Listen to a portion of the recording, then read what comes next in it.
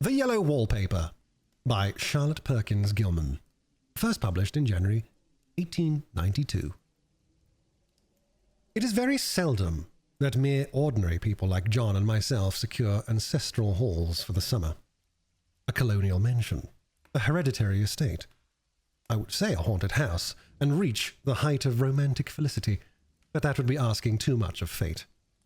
Still, I will proudly declare that there is something queer about it. Else, why should it be let so cheaply? And why have stood so long untenanted? John laughs at me, of course, but one expects that in a marriage.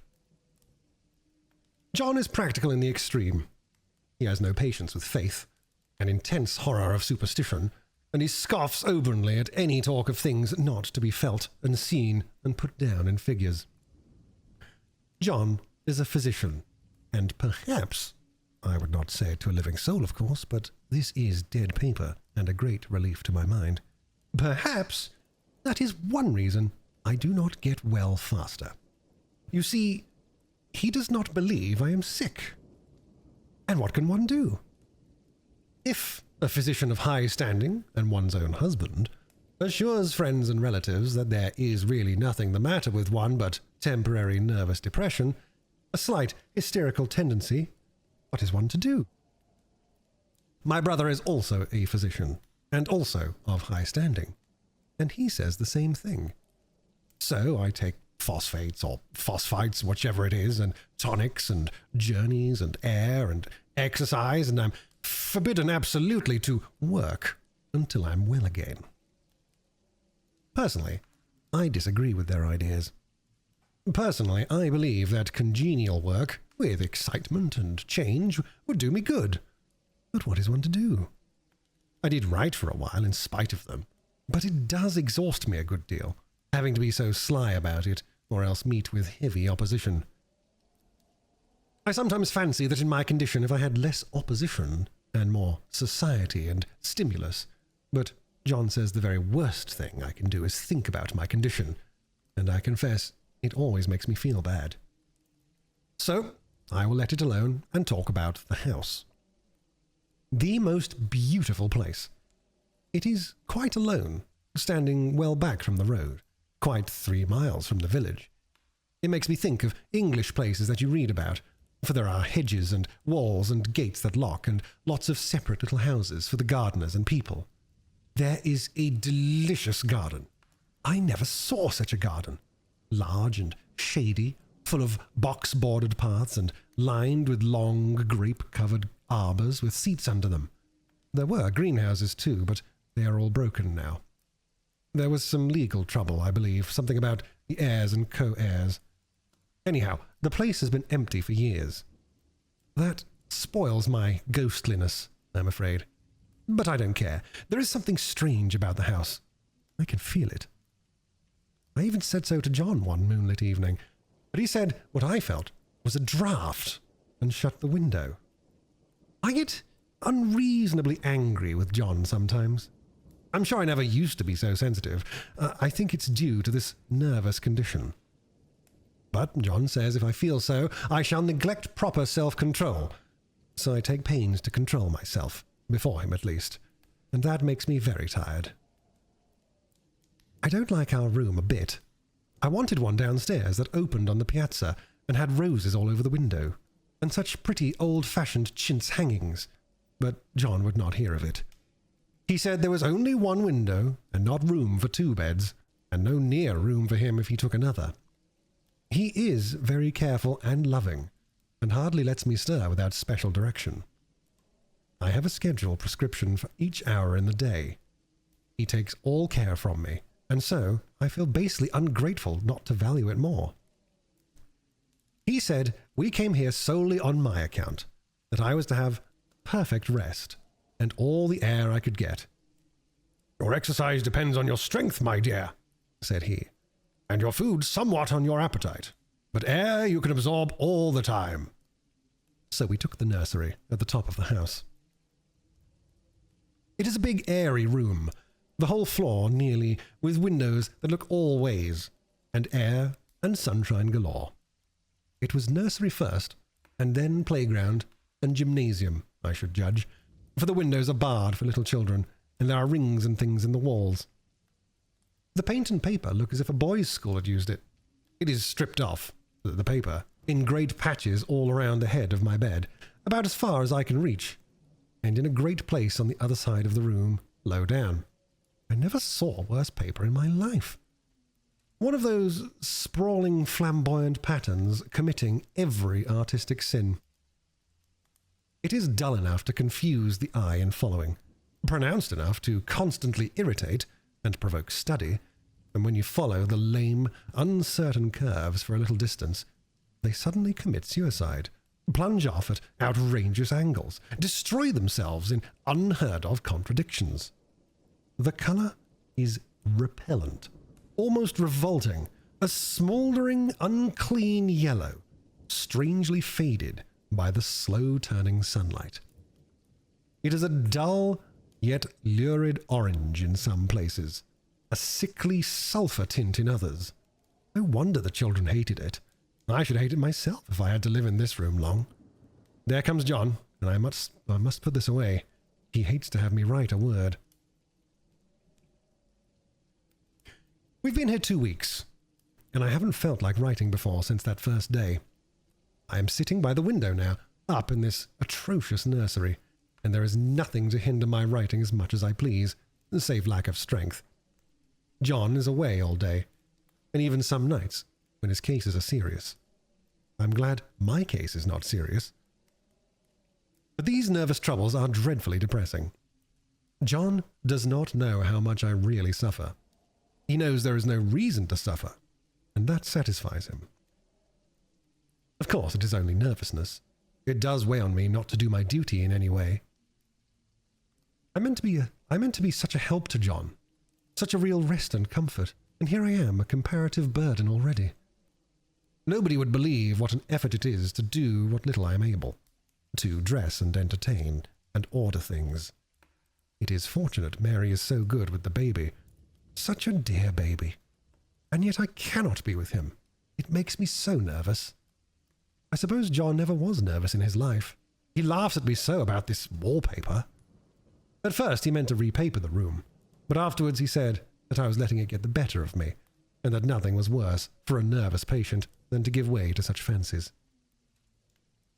He said that after the wallpaper was changed it would be the heavy bedstead, and then the barred windows, and then that gate at the head of the stairs, and so on. "You know the place is doing you good," he said. "And really, dear, I don't care to renovate the house for just 3 months' rental." "Then let us go downstairs," I said. "There are such pretty rooms there." Then he took me in his arms and called me a blessed little goose, and said he would go down cellar if I wished, and have it whitewashed into the bargain. But he is right about the beds and windows and things.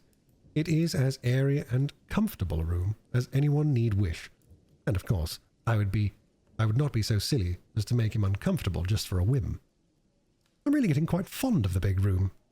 All but that horrid paper.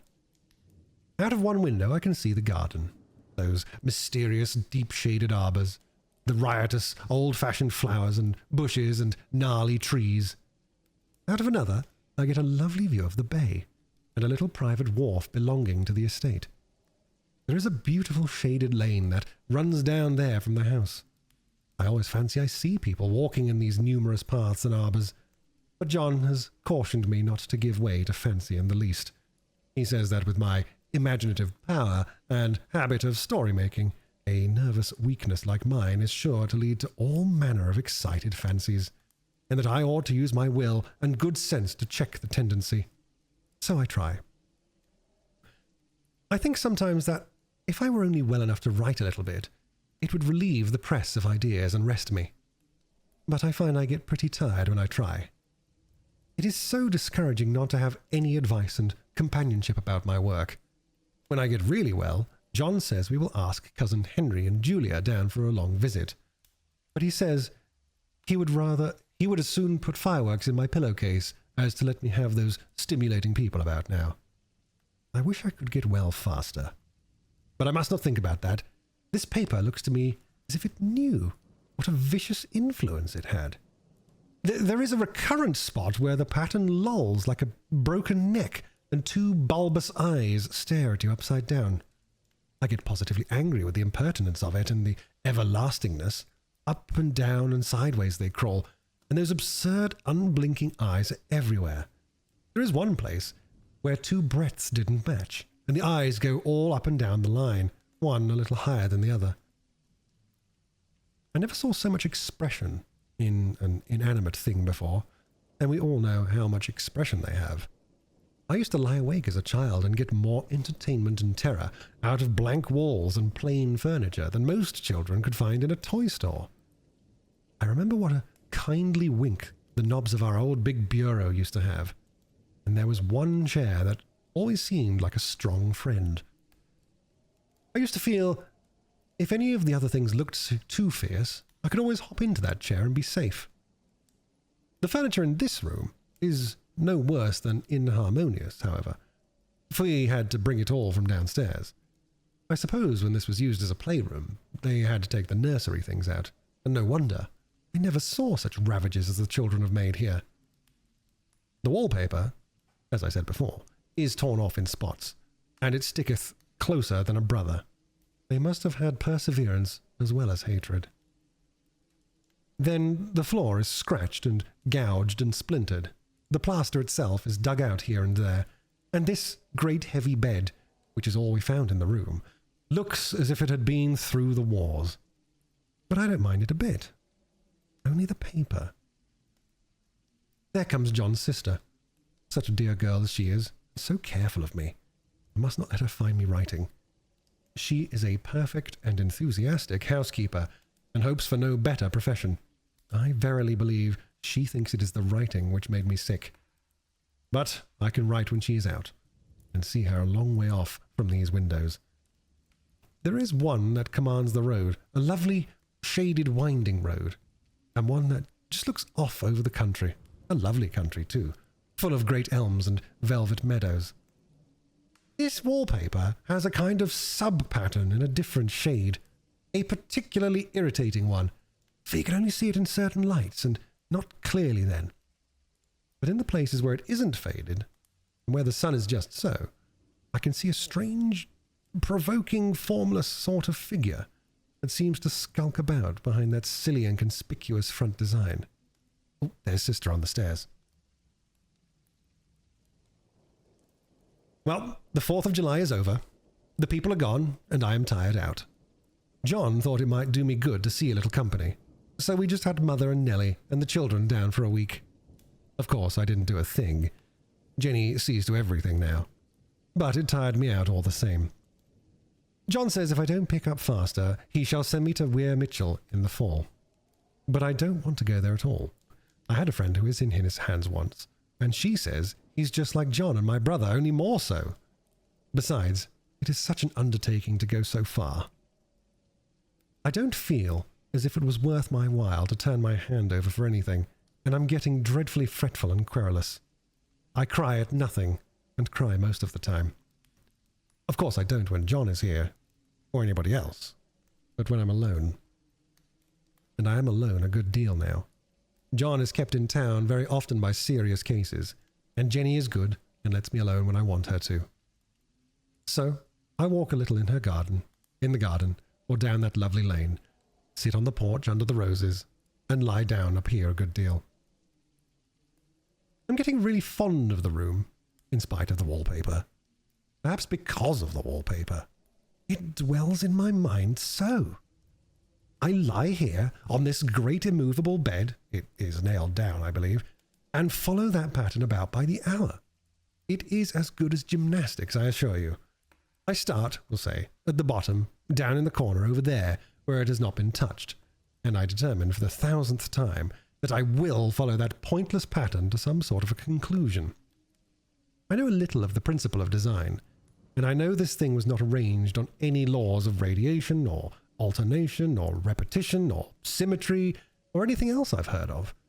It is repeated, of course, by the breadths, but not otherwise. Looked at in one way, each breadth stands alone. The bloated curves and flourishes, a kind of debased Romanesque with delirium tremens, go waddling up and down in isolated columns of fatuity. But on the other hand, they connect diagonally, and the sprawling outlines run off in great slanting waves of optic horror, like a sort of wallowing seaweed in full chase. The whole thing goes horizontally too, at least it seems to, and I exhaust myself in trying to distinguish the order of its going in that direction. They've used a horizontal breadth for a frieze, and that adds wonderfully to the confusion. There is one end of the room where it is almost intact, and there, when the crosslights fade and the low sun shines directly upon it, I can almost fancy radiation after all. The interminable grotesques seem to form around a common centre and rush off in headlong plunges of equal distraction. It makes me tired to follow it. I'll take a nap, I guess. I don't know why I should write this. I don't want to. I don't feel able. And I know John would think it absurd, but I must say what I feel and think in some way. It is such a relief. But the effort is getting to be greater than the relief. Half the time now I'm awfully lazy and lie down ever so much. John says I mustn't lose my strength and has made me take cod liver oil and lots of tonics and things, to say nothing of ale and wine and rare meat. Dear John, he loves me very dearly and hates to have me sick.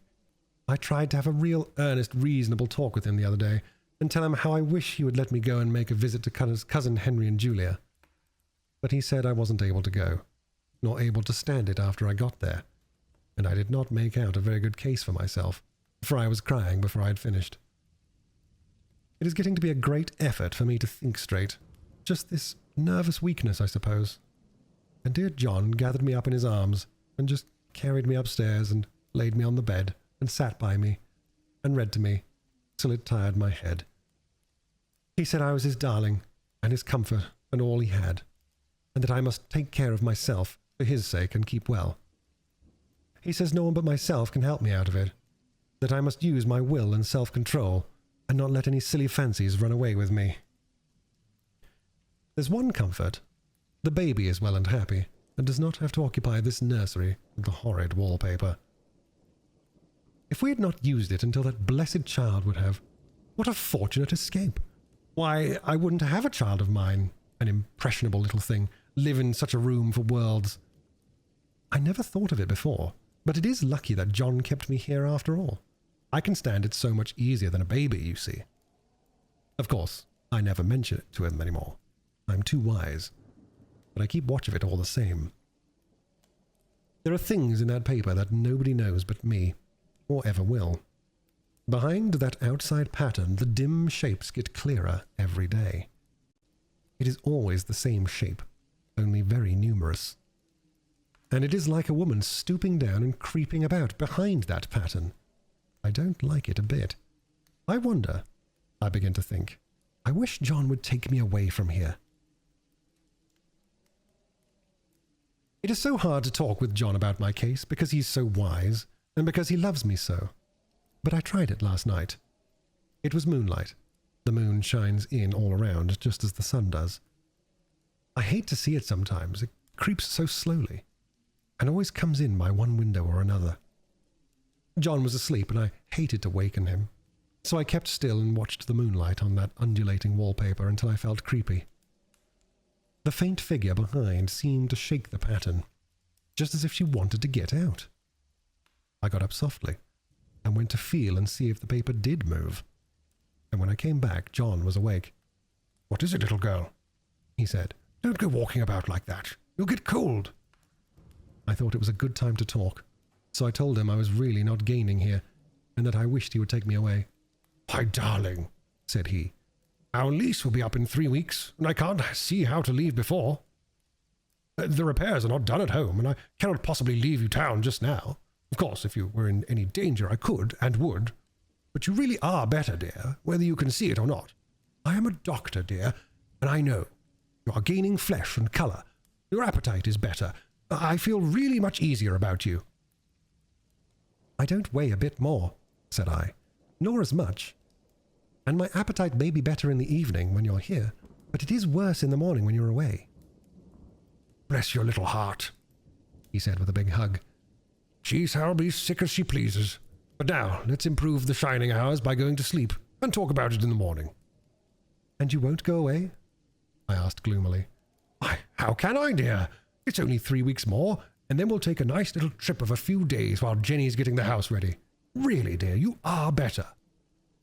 Better in body, perhaps, I began, and stopped short, for he sat upright and looked at me with such a stern, reproachful look that I could not say another word. My darling, he said, I beg of you, for my sake and for our child's sake, as well as for your own, that you will never for one instant let that idea enter your mind. There is nothing so dangerous, so fascinating to a temperament like yours. It is a false and foolish fancy. Can you not trust me as a physician when I tell you so? So, of course, I said no more on that score, and we went to sleep before long. He thought I was asleep first, but I wasn't. I lay there for hours trying to decide whether that front pattern and the back pattern really did move together or separately. On a pattern like this, by daylight, there is a lack of sequence, a defiance of law that is a constant irritant to a normal mind. The color is hideous enough, and unreliable enough, and infuriating enough, but the pattern is torturing. You think you've mastered it, but just as you get well underway in following, it turns a back somersault, and there you are. It slaps you in the face, knocks you down, and tramples upon you. It's like a bad dream.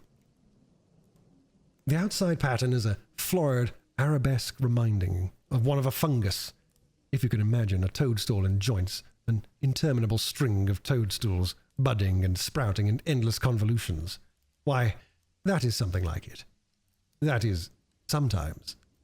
There is one marked peculiarity about this paper, a thing nobody seems to notice but myself, and that is that it changes as the light changes.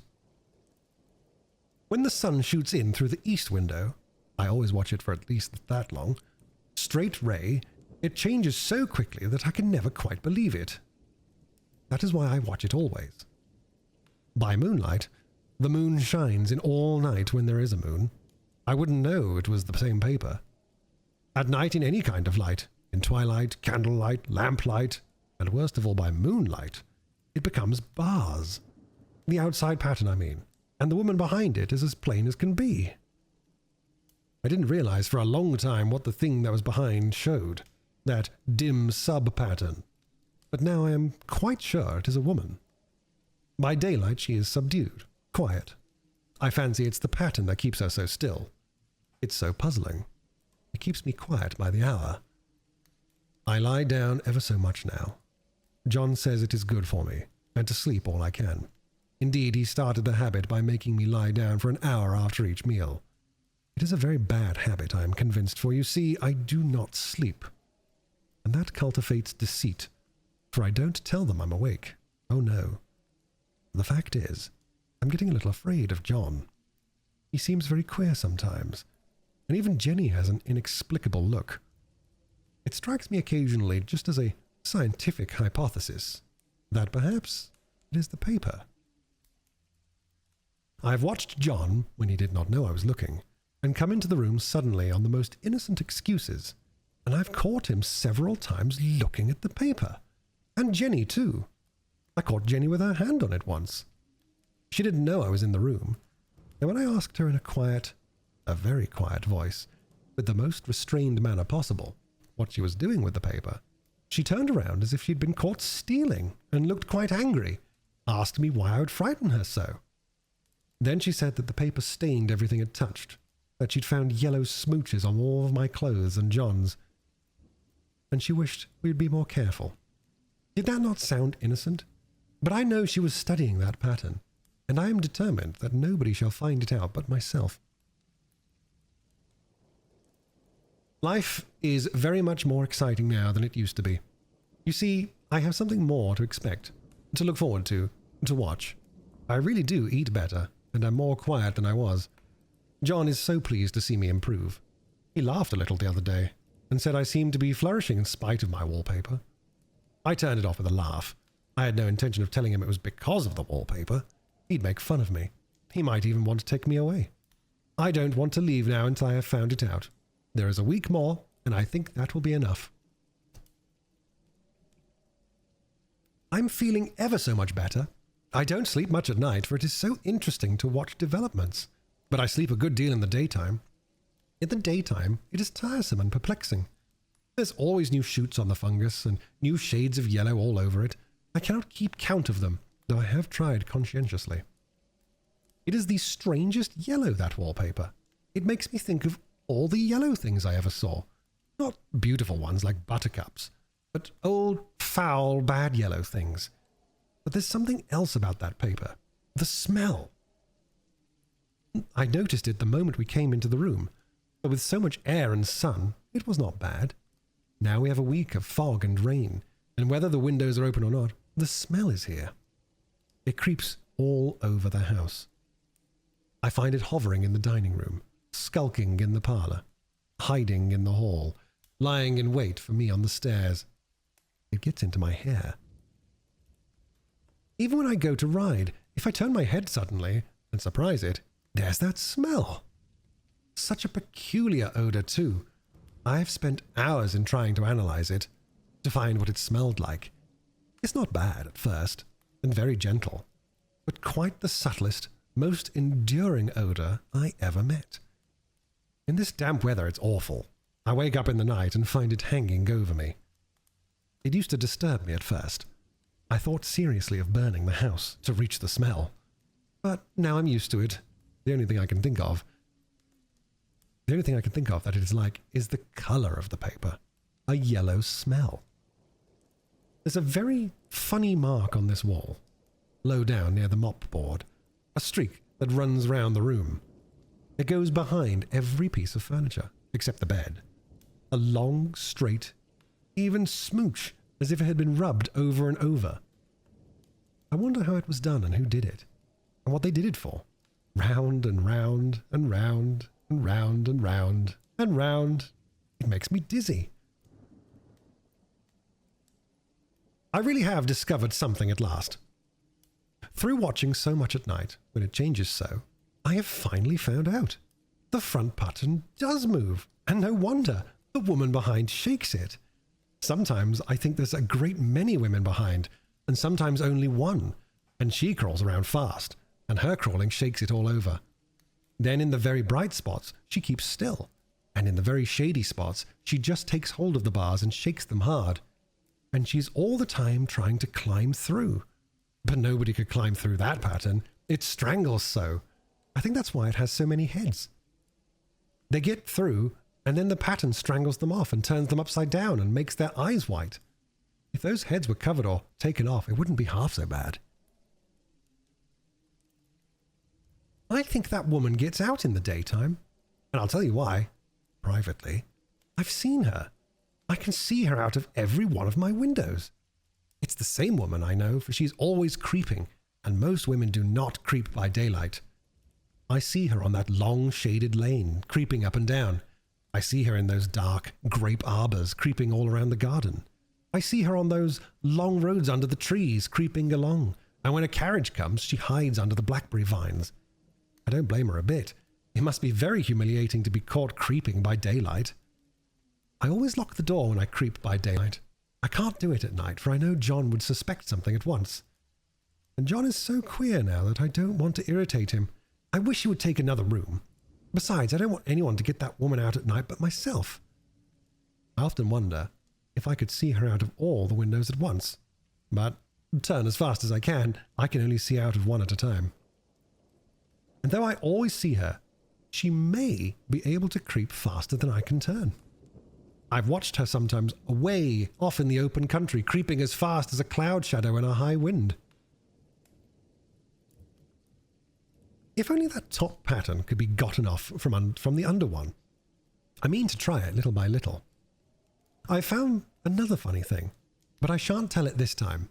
It does not do to trust people too much. There are only 2 more days to get this paper off, and I believe John is beginning to notice.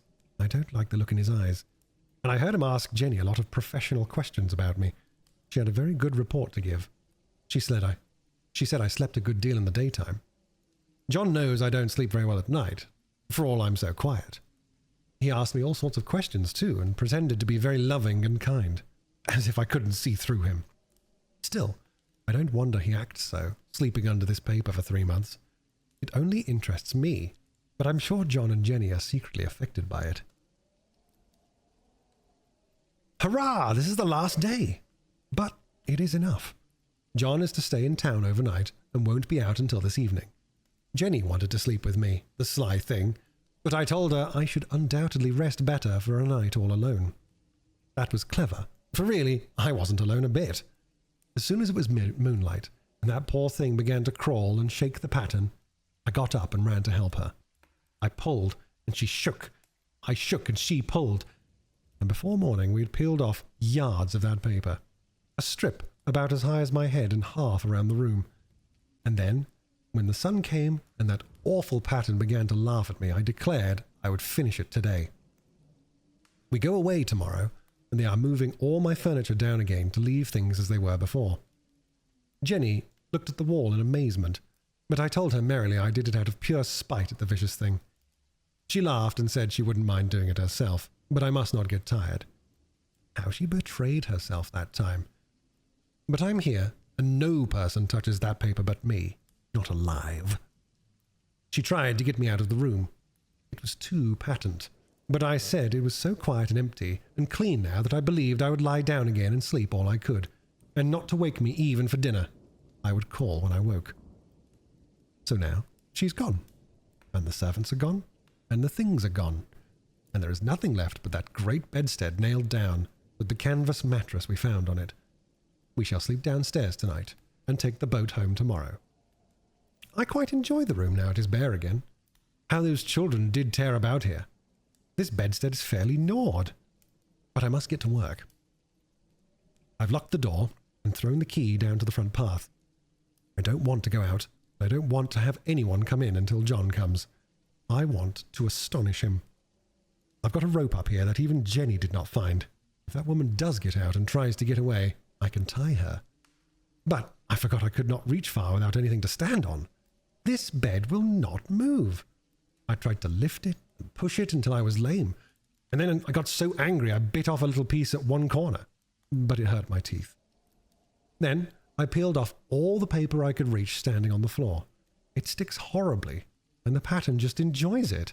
All those strangled heads and bulbous eyes and waddling fungus growths just shriek with derision.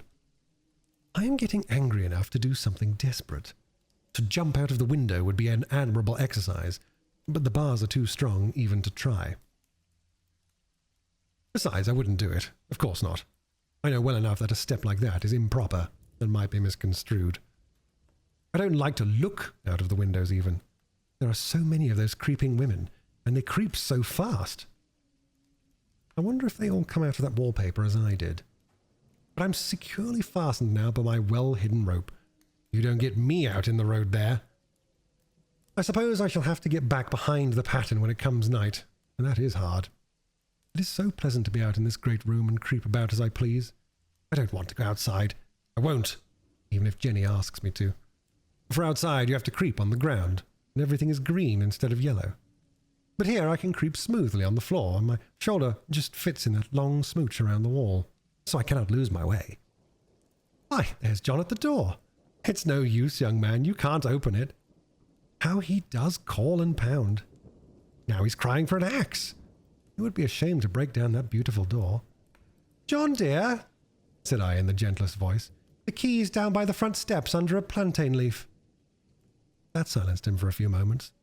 Then he said, very quietly indeed, open the door, my darling. I can't, said I. The key's down by the front door under a plantain leaf. And then I said it again several times, very gently and slowly, and said it so often that he had to go and see. And he got it, of course, and came in. He stopped short by the door. What is the matter? He cried. For God's sake, what are you doing? I kept on creeping just the same. But I looked at him over my shoulder. I've got out at last, said I, in spite of you and Jane. And I've pulled off most of the paper, so you can't put me back. Now why should that man have fainted? But he did, and right across my path by the wall, so that I had to creep over him every time. The end.